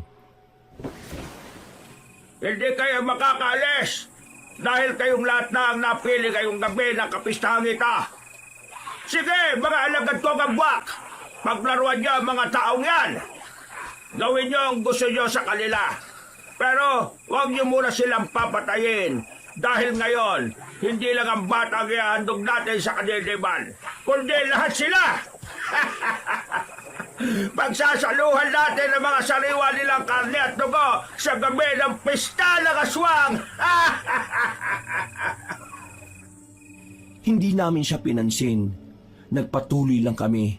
Pero napahintong bigla si Kuya Reeve nang makita naming dumating si Dakngat. Bitbit niya ang dalawang babaeng duguan at sugatan. Nanlaki ang mga mata namin lahat nang makita si Ate Vera at Aling Din. Pareho na silang nangihina at takot na takot. Walang iya ka! Bitiwan mo sila! Matapang! Yan ang gusto ko sa mga napapatpad dito sa Baryo Linggit. Kapag may ginawa ka masama sa asawa ko at kay Aling Din, papatayin kita! Bakit hindi mo sila kunin dito? Meron tuloy akong biglang naisip. Hindi kita papatayin, kundi gagawin kitang isang abwak. O di kaya'y sa'yo ko na lang ipapamana ang pagiging asma ka. Mamamatay muna ako bago mangyari yon. Pasensya na, pero sinabi ko naman sa'yo na hindi kita papatayin. Ito na lang muna mga kasama mo ang uunahin ka. Wag! Hindi pinakinggan ni Kuya Reeve ang pinunong aswang. Walang kaabog-abog na pinugot ng aswang na asbo ang ulo ni Aling Din. Nang makita yon ni Ate Vera, ay nagsisisigaw siya at nagmamakaawa ng tulong sa asawa. Sinubukang sumugod ni Kuya Reeve, pero pinigilan ko siya. Alam ko kasi na kapag lumapit siya roon, ay siguradong katapusan na namin. Sa sobrang takot naman ni Ate Vera, habang nagkakawag kay Dakngat, ay napaihina siya sa salawal. Pero tumawa lang ang mga aswang na naroon sa tuktok ng malaking bato. Hindi mo ba ililigtas ang asawa ba? Takot na siya, oh! Sangipin mo na siya rito. O hindi kaya naman kung talagang mahal mo siya, makipagkasundo ka sa akin. Ililigtas ko ang buhay niya at ng anak mo. Kung papayag kang maging isang aswang, kung papayag kang manahin ang pagiging asma, saktong-sakto sa malakas mong pangangatawan at katapangan ng pagiging asma. Kaya, ano pang hinihintay ba? Magdesisyon ka na habang hindi ba nagbabago ang isip ka? Kuya Reeve, huwag kang makinig sa kanya. Nagsisinungaling lang siya. Sigurado kapag lumapit ka ron, uunahin kanyang patayin. Aba, magaling kang bata ha. Alam na alam mo kung paanong tumakbo ang utak ka. Nakakamangha ka rin. Parang ang sarap niyong gawing aswang na dalawa. Kahit kailan, hindi ako magiging katulad mo. Mas gugustuhin ko na lang mamatay. Hindi uubra mga ganyan niyo sa lugar na ito. Ako ang masusunod. At kung ano ang gusto ko, ay yun ang mangyayari. Tama na usapan na ito! Nagbago ng isip ka! Dahil dyan, mamamatay na rin ang babae kita! Sa bilis ng pangyayari ay hindi naman halos namalayan ang ginawa ni Mang Amon kay Ate Vera. Walang kaabog-abog niyang sinaksak sa dibdib ang ginang gamit lang ang matutulis niyang kuko. Bumulwak kagad ang dugo nun. Lalo na nang higitin niya ang puso at iangat. Tumitibok-tibok pa to bago niya piratin at kagatin. Pagkatapos ay saka niya hinagis kay Dakngat ang walang buhay na katawan ni Ate Vera na dilat pa ang mga mata. Mamamatay kang aswang ka! Itaga mo yan sa bato! Pasugod na nga si Kuya Riv nang awatin namin siya ni Santi. Hirap na hirap kami pero mabuti na lang ay nagising si Dongyan na nakatali at nakapasan sa likod niya. Nang umiyak ang batang lalaki, ay tila natauhan si Kuya Riv. Huminahon siya at umiiyak na pinagmasdan sa malayo ang walang buhay niyang asawa na nilalayo na roon. Umalis na rin si Mang Amon nang hindi namin namamalayan. Kinuha niya at binitbit ang anak para patahanin. Habang kami naman ay nagmamasid sa paligid. Kailangan na nating umalis. Saan na tayo pupunta nito? May paparating na mga aswang, oh. Mamamatay na tayo dito. Hindi tayo mamamatay dito, guys. Nakaisip kami ng plano ni Kuya Riv. Bumalik kayo ron sa simbahan. Ha? Bakit tayo babalik doon, Kuya? Hindi naligtas doon, di ba? Kanina, nang tumatakbo tayo, may nakita kong lagusan sa bandang kaliwa. Pababa yun, pero hindi ko na naituro sa inyo dahil nagmamadali tayong lahat. Anong ibig sabihin nun? Nung nagsusundalo pa ako sa Mindanao, may mga simbahan doon na merong underground shelter. Sa nakita ko kanina sigurado akong isa yung shelter. Magmadali na kayo at magtago ron hanggang sa sumikat ang araw. Saan ka pupunta, Kuya? May demonyo kung papatayin. Santi, ikaw na munang bahala kay Dongyan ha. Ipagkakatiwala ko na ang buhay ng anak ko sa'yo. Bilisan nyo na. Paparating ng ibang aswang. Magtago na muna kayo sa isang gilid at lilituin ko ang mga sumusunod sa atin. Sige, Kuya. Mag-ingat ka. Nawa ay magkita-kita tayo pag sikat ng araw. Ayaw ko man ay wala na akong nagawa, Kabanong. Nagtago na nga kami sa isang sulok habang si Kuya Riv ay nagsisisigaw para agawin ang atensyon ng mga aswang. Nang sumunod ang mga yon sa kanya, ay bumalik na nga kami sa lumang simbahan. Katulad ng inaasahan, wala na mga aswang doon. Hindi ko na inisip kung maaamoy pa ba nila kami o hindi. Basta makaligtas lang kami. Yun na lang ang nasa utak ko. Sinunod ko ang mga instruksyon ni Kuya Riv. Pumaling kami sa kanan hanggang sa makita ang isang daan na pababa. Ito na kaya yung sinasabi ni Kuya Riv? Siguro nga, hindi ko rin alam eh. Sa tingin mo, Tol, ito na ba yon? Wala ka bang nararamdaman na kakaiba o kung ano man? Meron akong kakaibang nararamdaman dyan. Huwag na tayong tumuloy, Kuya Ray, Ate Santi. Pero ito lang yung naisip ni Kuya Riv na magandang pagtaguan natin eh. Sigurado kung may kung anong hindi maganda dyan, Kuya. Pero tama rin naman si Kuya Riv eh. Wala tayong iba ng pagtataguan. Ano, tutuloy na ba tayo? Pagtango nila, kahit nag-aalangan ay napabuntong hininga na lang ako. Nakita ko pa na inalo-alo ni Santi si Dongyan dahil humihikbi-hikbi na naman to habang hinahanap ang mga magulang. Naawa ko para sa bata pero wala naman akong magawa. Sige na, tara na. Bumaba na tayo. Wala nang ibang choice eh. Hahanap ako sa ilalim na mapagtataguan natin hanggang sa mag-umaga na. Dahan-dahan kaming bumaba hanggang sa marating ang pinakadulo kung saan naroroon ang pinto. Hinawakan ko ang siradura. Mabuti na lang ay hindi ito nakakandado kaya binuksan ko kagad at itinapat ang flashlight ng cellphone ko. Pumasok kami ng dahan-dahan nang makitang ligtas naman ang loob. Puno ng mga agiw, alikabok, lumang mga upuan, mga kandilang itim na walang sindi, at iba-iba pang mga gamit sa simbahan. Nang matapatan ng liwanag ang pinakadulo, ay nakita namin ang altar at sa gitna nito ay ang krus na may 2 pahigang linya. Tama nga si Kuya Riv. Mukha namang ligtas dito sa lugar na ito. Dito tayo magtago hanggang sumikat ang araw. Hindi talaga magandang pakiramdam ko rito, kuya. Eh, wala naman ako nakikita o nararamdaman kakaiba, tol eh. Kaya huwag kang mabahala. Hindi ko kayo pababayaan, pangako. Kuya, makinig ka naman sa akin. Eh, ito lang ang nakikita ko ligtas na lugar, Mart eh. Kung susundin ko sinasabi mo, mas mapapahamak tayo sa labas. Hindi na umimik ang kapatid ko.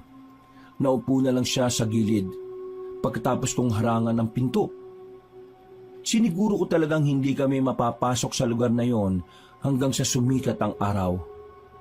Maya-maya pa, lumapit ako sa kanila na malapit sa altar. Naupo si Santi sa isang gilid at tahimik na umiiyak habang yakap-yakap si Dongyan. Napabuntong hininga na lang ako habang tinitingnan siya. Hindi ko na rin kasi alam kung papaano ko siya pakakalmahin. Kahit ako mismo ay naramdaman ko na rin ang panginginig ng kalamnan ko.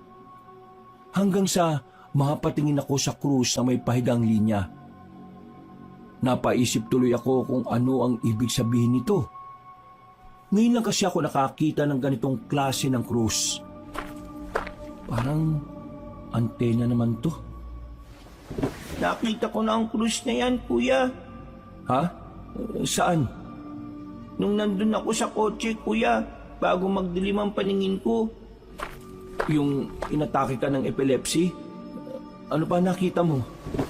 May isang pari at madre ako nakita. Tapos, nanganak yung madre. Kinuha yun ng pari at pinatay. Doon nagsimula ang lahat, kuya. Ha? Anong ibig mo sabihin, Mart? Sinumpa ang lugar nito. Sinumpa ang lahat ng mga tao rito kaya sila naging aswang. Mamamatay na tayo rito, kuya. Kung nakita mong isinumpa ang lugar nito, baka makita mo rin kung paano tayo makakaalis dito. Ayoko nang maalala ang mga nakita ko, kuya. Alalahanin mo, Mart. Baka may makatulong sa atin kung paano makakaalis sa lugar na ito. Tama na, kuya. Natatakot na po ako. Huwag ka matakot. Nandito si Kuya Mart. Ray, tama na. Pero kailangan natin makaalis sa sinumpang lugar na ito. Tingnan mo siyang mabuti. Baka matrigger na naman ang kapatid mo sa ginagawa mo eh. Tila natauhan ako sa sinabi niyo ni Santi Cabanong. Pagtingin ko kay Mart ay nanginginig siya ng gusto na parang nilalamig. Dahil dito ay nakaramdam ako ng konsensya sa aking ginawa. Napabuntong hininga ako bago lumapit sa kanya at yumakap. Pasensya na, Mart. Hindi ko sinasadya yung nangyari. Sorry talaga. Niyakap ko siya ng maigpit hanggang sa maramdaman kong humupa na ang panginginig ng kanyang katawan. Nang tumanggal na ako sa pagkakayakap, ay napasandal ako sa isang gilid habang muling napapatingin sa kakaibang krus. Wala nang nagsalita sa amin. Ilang minuto rin kaming tila nilamon ng katahimikan. Hanggang sa makarinig kami ng may hinang dagundong. Napatayo ako at napatingin sa mga kasama ko. Pero bago pa makapagsalita, ay biglang lumindol ng bahagya. Natumbang ilang upo ang nasa harapan kaya naalarma kaming lahat. Napatingin din kami sa sahig sa pag-iisip na baka mabiyak yon at biglang sumulpot ang mga taong bayawak. Maya-maya pa, mula sa labas ng kinaroroonan naming silid, ay narinig naming muli ang boses ni Mang Amon. Pinilit nilang buksan ang pinto pero dahil sa dami ng iniharang ko ay hindi nila ito nabuwal. Tumigil sila sa pagkalampag kaya mas lalo kaming kinabahan. Naisip ko rin kasi na baka may iba pa silang pinaplano para makapasok. Talagang napili niyo pang magtago sa ilalim ng simbahan. Alam kong naririyan kayo. Amoy na amoy ko kayong lahat dyan. Walang saysayang pagtatago niyo dyan. Dahil wala rin naman kayong ibang matatakbuhan sa lugar na ito. Tigilan mo na kami! Sige, pagbibigyan ko kayo. Pero gusto kong malaman yung lahat na ang kinalalagyan nyo ay ang pinagsimulan ng lahat ng ito. Ang sumpalang lugar at ang pagiging aswang ng mga tao sa baryo ay dyan nagsimula. Hindi ba, Mart? Takot akong napatingin kay Mart. At gano'n na lang ang gulat namin dahil unti-unti na naman siyang nanginig. Pagkalaon ay namuti ang kanyang mga mata. Kaya takot akong lumapit at tinawakan ng nakababata kong kapatid. Nagulat na lang ako nang tila makaramdam ng kakaiba nang dumampi ang katawan ko sa kanya. Para akong hinigop ng kung anong enerhiya hanggang sa mapadpad ako sa kung saan. Umugong ng malakas kaya napahawak ako sa magkabilang tenga ko. Pagkatapos ay tila nilamon na ng matinding dilim ang kapaligiran. Pagdilat ng mga mata ko ay nakatayo na ako sa labas at katapat ang simbahan. Hindi pa tuluma at hindi pa rin dalawa ang pahigang linya. Makulimlim ang paligid at nakita ko ang mga tao na nagtatakbuhan papasok sa loob. Nakitakbo rin ako para makita ang pangyayari sa loob ng simbahan. Pagdating doon ay nakita ko ang isang pari na binubugbog ng mga tao. Nakita ko rin doon ang ilang mga tao galing sa baryo. Sina Butchok, Dakngat at si Inka Mona. Si Mang Amon ang nangunguna sa pagbugbog sa nasabing pari. Hindi rin naman nagbago ang kanilang mga itsura. Naging mas mukha lang silang malinis at mas bata-bata pa. Meron din sa likuran ng pari ng mga sakristan na pinahihirapan, pati ang ilang madre. Lahat sila ay galit na sinasaktan ng mga taga-baryo. Hindi mo lang pinagsamantala ang anak ko. Pinatay mo pa siya pati ang sanggol. At lahat kayo, success sa mga yan. Pinagtakpan niyo ang paring ito. Kaya hindi kayo karapat-dapat na tawagin mga makadiyos. Pinapangako ko sa inyo na makakatanggap kayo ng kaparusahang nararapat. Kitang-kita ko kung paano nila pahirapan ang pari kabanong, mga padre at mga sakristan. Pagkatapos ay isa-isa nilang binitbit ang mga yon papunta sa ilalim ng simbahan. Sumunod ako at kahit nakikipagmanggana sa ibang taga-baryo ay tila hindi nila ako nakikita. Nang nasa underground na kami, ay isa-isa nilang hinubaran ang mga parurusahan. Nagmamakawa ang mga madre at mga sakristan pero nanatiling tahimik ang pari. Kahit anong iyak nila ay tila bingi ang mga taga-baryo. Wala silang pakialam sa mga sinasabi ng mga yun. Ang mahalaga sa kanila ay makapaghiganti. Maya-maya pa ay lumapit si Inka Mona. Dala ang isang botelyang may lamang dugo. Binuksan niya ito at isinalin sa maliit na mangkok. Pagkatapos ay isa-isang ipinainom sa ilang madre at sakristan. Kahit anong piglas nila ay wala silang magawa dahil maraming taong umahawak at pumipilit na mainom nila ito. Ang mga hindi pinainom ay isa-isang ginilitan ni na Butchok at Dakngat. Nang tumaga sa mga dugo nila sa sahig, ay saka nagsimulang magritual si Inka Mona. Mga salitang nagpakilabot sa kalamnan ko nang hindi ko rin alam kung bakit. Pagkatapos noon ay nangisay isa-isa ang mga pinainom ng sariwang dugo. Bumubula ang kanilang bibig na humandusay sa sahig. At kitang-kita ng dalawa kong mga mata kung paanong gumapang ang itim na ugat sa ilalim ng leeg nila, sa mga kuko at magkabilang sentido. Nag-iba rin ang kulay ng kanilang mga mukha. Hanggang sa ang mga madre ay nagpalit anyo bilang isang taong uwak. Habang ang mga sakristan ay naging taong bayawak. Hindi namin gustong gawin to na panghimasukan ng simbahan. Pero ikaw ang unang gumawa ng masama sa amin nito, Father Benito. Nilapastangan mo ang anak kong si Amona. Tinalikuran niyang ang namin. Ginusto niyang magbago at pinayagan ko siya. Pero ito ang naging kapalit ng gusto niyang pagbabago. Tatanggapin mo rin ang kaparusahan ng katulad ng mga nangyari sa mga kasama mong alagad ng simbahan. Sa iyo ko'y pababa ng pagiging asma ka upang mabuhay ka pa rin bilang pare. Pero sa gabi ay mauuhaw ka sa sariwang dugo at karne ng tao. Nagpumigla si Father Minito at sinabi niya na parurusahan sila Mang Amon sa ginawa nilang kalapastanganan sa simbahan. Pero tinawanan lang siya ng matandang lalaki at mga taga-baryong naroon. Bago pa kami parusahan ng Diyos, itatago namin sa sanlibutan ng bombarya. Isasama ka namin makukulong dito. At sa araw na to, kung saan dinaraos ang kapistahan ng Baryo Linggit, lilitaw ang lugar na to para kumuha ng mga taong ligaw na siyang magiging alay. At alam mo ba kung kanino sila iaalay? Ha? Walang iba kung hindi sa iyo. Dahil isasali ko sa iyo pagiging asma ka. Dahil dito ay determinadong nagpumigla si Father Minito. Hindi ko na nakita kung paano siya nakatakas sa mga yon dahil nagkagulo na. Naabutan ko na lang na tumatakbo na siya palayo. Paakyat kaya sumunod ako roon.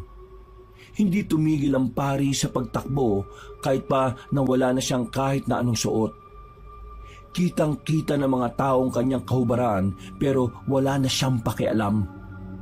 Huminto siya sa gitna ng mahabang tulay at sumampa sa isang hawakan. Sumigaw siya at sinabing hindi siya papayag na makasama sa sumpa. Ang mga taga-baryo lang ang makukulong sa baryong yon para matakasan nila ang sanlibutan at hindi matanggap ang kaparusahan ng Diyos. Tumalon si Father Minito. Tumalon din ako para sana pigilan siya pero huli na dahil namalayan ko na sabay na pala kaming nahulog. Pagtama ng mukha ko sa tubig ay saka ko lang naramdaman na tila merong bumulong sa akin. Kaya dali-dali akong nagdilat ng mga mata. Napatras ako at nauntog sa kahoy matapos makita ang mukha ni Yago na duguan. Ang akala ko ay zombie na siya at lalapain ako kaya napasigaw ako sa takot. Pero tinakpan niya ang bibig ko, Kabanong. Dito ko lang din napagtanto na nakatali pala ako sa kahoy at handa nang ialay sa kadiliman. Shh! Huwag kang sumigaw, tol. Buhay ka, Yago? Oo, mukha lang akong zombie. Pero paano ka nabuhay, Tol? Ikaw ba talaga yan? Hindi ka ba aswang? Oo, ako ito. Tangik, ikaw talaga oh. Nung dinagit kasi ako ng taong uwak, nakipaglaban ako sa kanya hanggang sa mabitiwan niya ako. Pagkaulog ko, nagtago kaagad ako at tumakbo palayo para hindi na ako mabalikan pa. Paano ko napunta rito? Anong nangyari? San sila Santi, Dongyan at yung kapatid ko? Huwag ka mag-alala, ligtas sila. Kasama na sila ni Kuya Dave. Nandun sa kabilang bahay kanina. Pero malamang nakaalis na rin sila. Buhay din si Kuya Riv? Oo, tol. Nagkasalubong kami habang papunta akong kakahuyan. Tapos, habang tinatakasan namin yung mga aswang, nakita namin na binitbit na kayo nung daknat na yun. At ng iba pa. Teka, tapusin ko lang itong pagkakalag ko sa'yo. O ayan, nakalaga na kita. Umalis na tayo dito, bilis. Pero magpahid ka muna ng mga dugo ng napatay na aswang. Ito. Ha? Bakit? Maamoy ka nila at madaling masusundan kapag hindi ka nila kaamoy. Tara na, doon natin sila kakatagpuin sa malapit sa sapa. Wala na akong nagawa kundi sundin ang sinasabi ni Ray. Mabaho man ang amoy ng dugo ng aswang na nakahandusay sa tapat ko, ay pinahid ko pa rin ang dugo nito. Pagkalaon ay dahan-dahan na kaming umalis sa silid na yon. Nang nasa labas na kami ng bahay, ay nakita naming nakakatipo ng ilang aswang sa plaza. Para silang nag-iiyakan sa pagsamba habang nakatenga roon ang ulo nila Aling Dean at Ate Vera. Habang nakahinto kami at naghihintay ng tiyempo ay pinagmasdan ko muna ang nangyayari. Lumapit sa gitna ng apoy si Mang Amon at Inka Mona. Kinuha nila ang dalawang ulong na sunog at itinaas ito. Pagkatapos ay nagsimula ng magritual ang matandang babae. Tol, tara na. Abang busy pa sila sa pagriritual. Ikaw naman nanonood ka pa dyan. Sige. Pasensya na. Maingat kaming naglakad papunta sa likod ng isang bahay. Huminto lang din naman kami saglit dahil may mga ilang aswang na naglalakad papunta roon. Tumambay pa nga at nag-usap-usap dahil mukhang alam na rin nila na nakatakas na rin sina Santi, Mart at Dongyan. Tumingin ulit ako sa plaza at pinagmasdan ng pagriritual hanggang sa matapos to.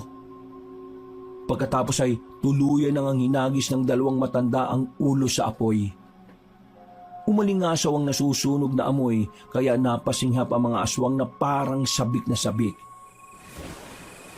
Mga kasama, mga binamahal ko mga taga-Baryo Linggit, nakapag-alay na naman tayo sa kadiliman ng mga taong ligaw. At sa pagkakataong ito ay hindi lang isa o dalawa, kundi marami pa tayong paghahati-hati ang pagkain pagkatapos nito. Mapupunan nito ang isang taong pagkakalulong natin sa sinumpang lugar na ito. Ligtas tayong lahat sa parusa ng Diyos at hindi rin tayo pinababayaan ng kadiliman. Ngayon, pagsaluhan niyo ang sariwang dugo at karne ng mga paunang handog. Magpakabusog kayong lahat dahil marami pa yan mamaya.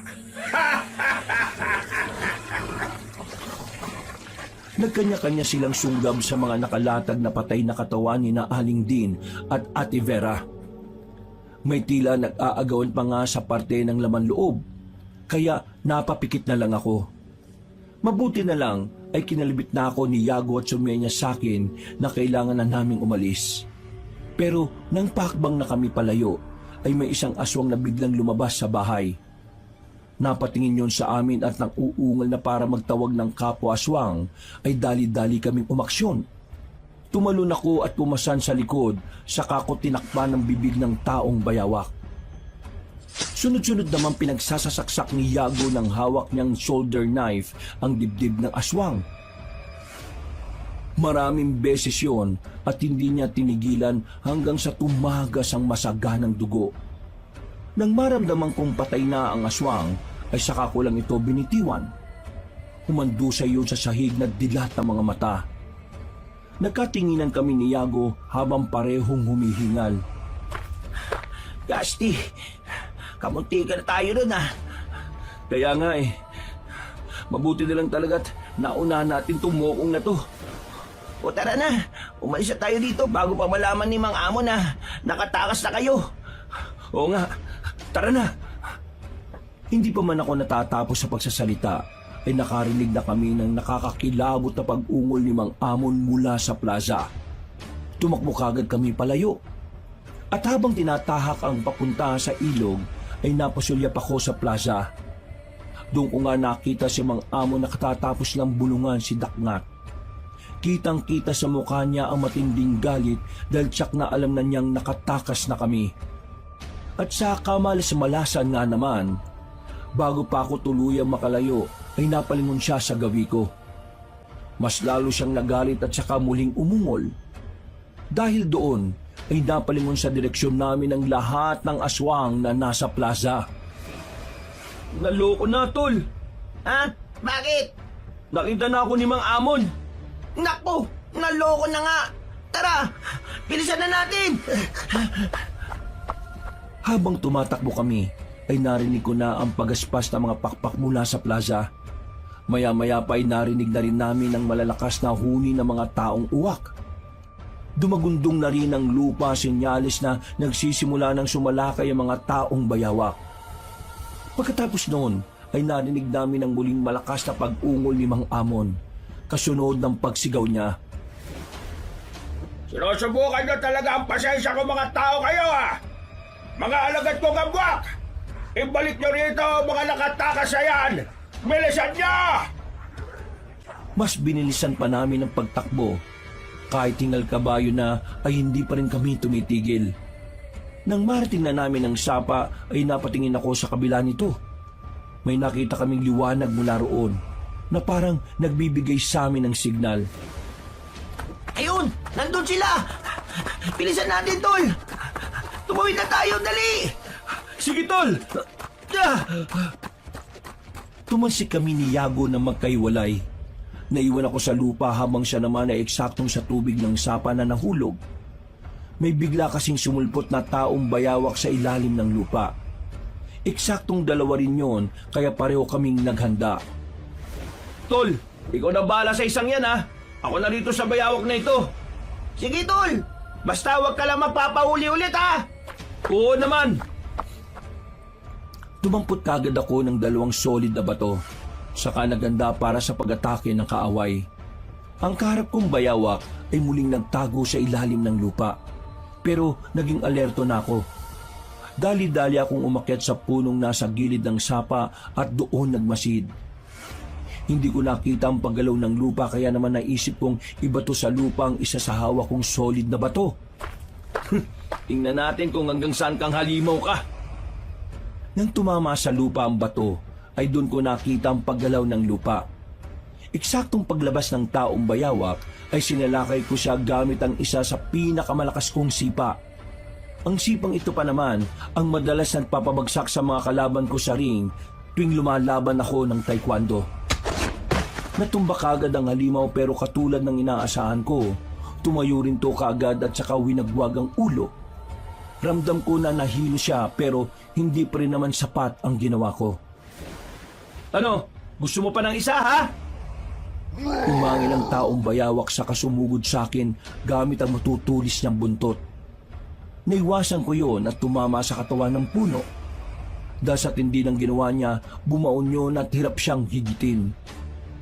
Sinamantala ko ang pagkakataon, kabanong. Dinampot ko ang isa pang bato saka lumapit sa kanya habang nasa ganun siyang proseso. Pinaulanan ko siya ng malalakas na sipa hanggang sa mapaluhod siya. Doon ko na isinagawa ang huling malakas na pagsipa. Tinamaan ko yon sa balikat. Lumagutok ang buto niya mula roon kaya napahiyaw siya at napasukan ng dugo. Pagkatapos ay saka ko ipinukpok sa magkabila niyang ulo ang 2 solid na bato. Nagdugo ang tenga niya at halos lumuwa ang mga mata niya sa ginawa ko. Nang pupukpukin ko pa sana siya ng isa pa ay hindi ko na itinuloy. Tumirik na kasi ang mga mata niya bago bumagsak. Naiwan lang ang buntot niyang nakabaon sa puno. Kahit papaano nakapag-ensayo rin ulit ako. Pero nakakapagod, ha? Tulong, tol!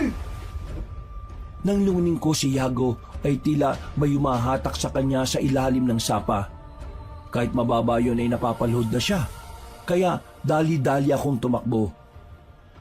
Pero nakita ko sa likuran ang taong uwak na lumusob sa akin. Kaya hindi ko na nagawang matulungan ng kaibigan ko. Napayukod ako at nang muling sumalakay ang nasabing nilalang ay nakarinig na kami ng makakasunod na putok ng baril. Nakita namin mula sa kabilang parte ng sapa si Kuya Riv na duguan na rin. Pagkatapos ay lumagpak sa tubig ang walang buhay na taong uwak. Salamat, Kuya Riv! Si Yago! Tulungan mo, bilis! Dali-dali kong pinuntahan ang matalik kong kaibigan. Nakalahating katawan na lang ang nakikita sa tubig. Kahit mababaw ay sumisid ako sa ilalim. Nakatulong din ang maliwanag na buwan dahil nakita ko kagad ang butas. Lumapit ako roon at saka pinagpupukpok ang kamay ng taong bayawak na nakakapit kay Yago. Hanggang sa bumitaw ito. Nakawala ang kaibigan ko kaya tumakbo na kami papunta sa kinaroroonan ni Kuya Riv. Nang tuluyang lumantad sa likod namin ng aswang, ay mas lalo kaming nagmadali. Hey! Yago! Yuko!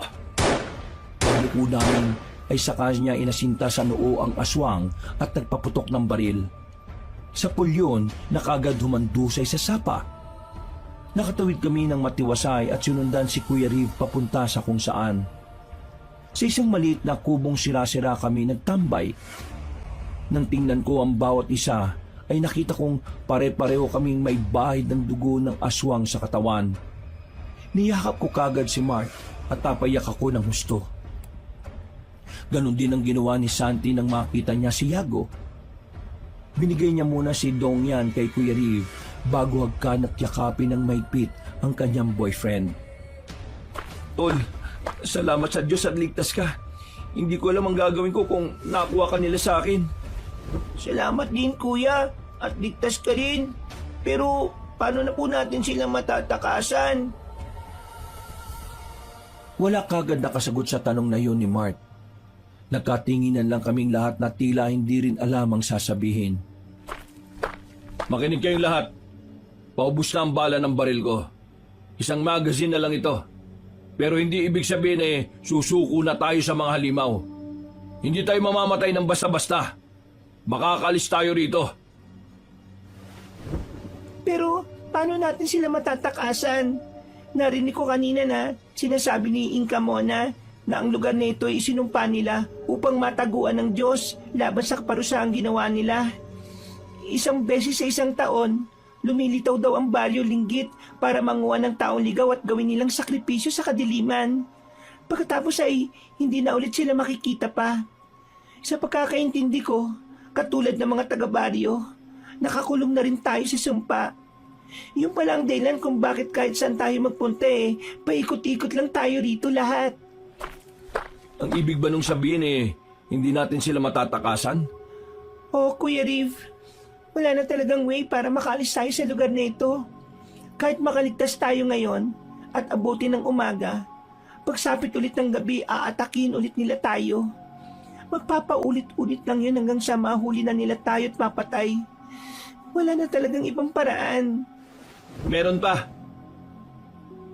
Napatingin sa akin ang lahat habang ako naman ay napatingin lahat ng seryoso kay Mart. Bigla akong naalala.